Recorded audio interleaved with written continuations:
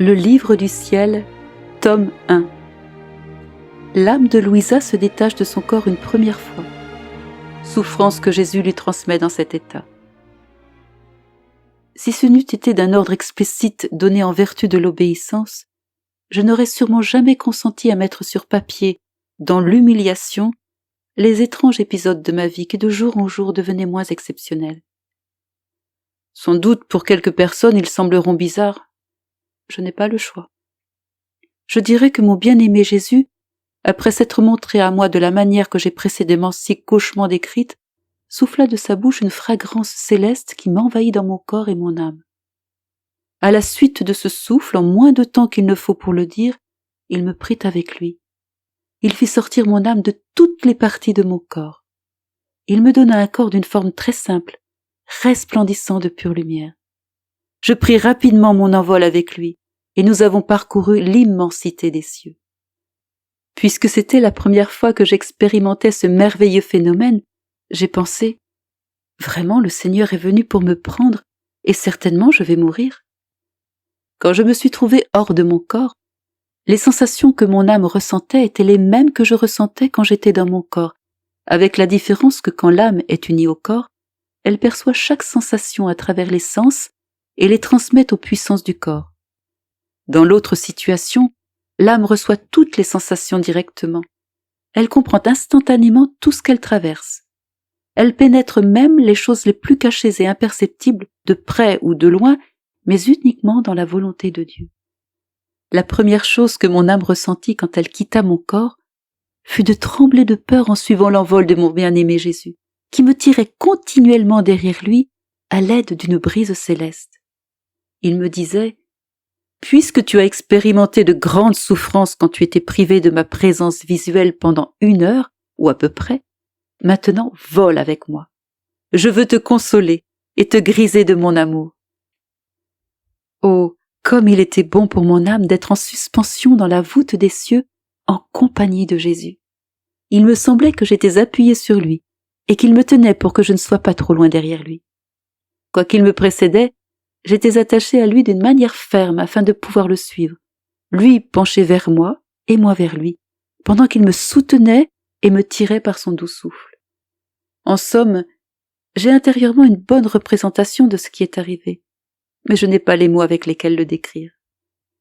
Après avoir fait ses rondes dans l'immensité des cieux, mon bien-aimé Jésus, qui trouve ses délices dans la compagnie des hommes, m'amena à un endroit où étaient concentrées les iniquités et les infamies des hommes. Oh, comme il est devenu changé l'aspect de mon bien-aimé Jésus. Quelle amertume submergeait son cœur sensible. Avec une clarté que je n'avais jamais expérimentée auparavant, je l'ai vu souffrir de terribles tortures. Son cœur adorable m'apparut comme celui d'un homme mourant, expirant dans une terreur extrême. Le voyant dans ce pénible état, je lui ai dit « Mon adorable Jésus, comme tu as changé, tu es comme un mourant. Appuie-toi sur moi et permets-moi de participer à ta souffrance. Mon cœur défaille de te voir tant souffrir. » Là-dessus, retrouvant un peu son souffle, Jésus me dit « Oui, ma bien-aimée, libre à toi de m'aimer. Je ne peux pas tenir plus longtemps. » Me disant cela, il me pressa plus intimement sur lui et plaçant ses lèvres sur ma bouche, il versa en moi une amertume foudroyante. Je me suis sentie comme transpercée par plusieurs couteaux, fers de lance, flèches, dards et dagues qui une à une pénétraient dans mon âme. Pendant que j'étais plongée dans cette souffrance extrême, mon bien-aimé Jésus ramena mon âme dans mon corps et disparut.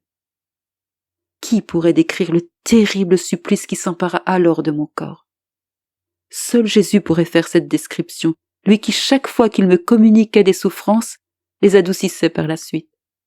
Les gens sur la terre non seulement ne peuvent ressentir de telles souffrances, mais ne peuvent même pas imaginer leur profondeur. En analysant l'histoire de mon âme, cette âme pauvre et misérable qui a bien des fois imité son bien-aimé Jésus, on pourrait croire que la mort se moquait de moi. Quoique je n'étais alors pas digne de mourir, je savais que la mort viendrait bientôt. Elle viendra en son temps, et elle ne se moquera plus de moi. Ce sera plutôt moi qui la ridiculiserai en lui disant J'ai badiné bien des fois avec toi. Je t'ai effleuré au moins 100 000 fois.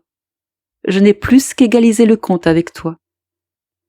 Je dis cela car, à bien des occasions, j'aurais quitté ce monde si ce n'eût été de Jésus, qui, après avoir communiqué directement d'atroces souffrances à mon âme, me réanimait en m'attirant près de son cœur qui est vie pour moi, ou en me prenant dans ses bras qui sont force pour moi, ou en versant de sa bouche en moi un très doux élixir.